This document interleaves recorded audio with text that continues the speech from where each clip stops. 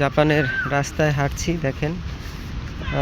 আজকে প্রায় 8 থেকে 10 দিন হবে জাপানে অবস্থান করছি, আর এই পর্যন্ত একটি বারও শুনলাম না একটি গাড়ি হর্ন বাজিয়েছে। দেখেন এই যে শত শত গাড়ি, হাজার হাজার গাড়ি রাস্তায় চলাচল করে, কিন্তু এই পর্যন্ত আজকে প্রায় 10 দিন হবে এখানে আসি, একটি গাড়িও দেখলাম না হর্ন বাজাচ্ছে।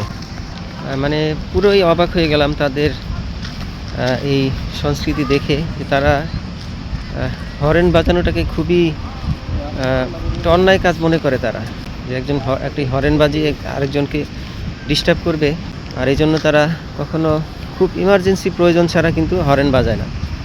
তো তাদের এই দিকটা দেখে আমি খুবই অবাক, যেখানে আমাদের দেশে রাস্তাঘাটে চলাচল করা যায় না গাড়ির হর্নের জন্য। গাড়ি, মোটরসাইকেল, সিএনজি, অটোরিকশা, মানে চতুর্দিক থেকে এত পরিমাণ হর্ন আমরা শুনতে পাই। তো এইখানে এসে এই ব্যাপারটা দেখে মানে অবাক।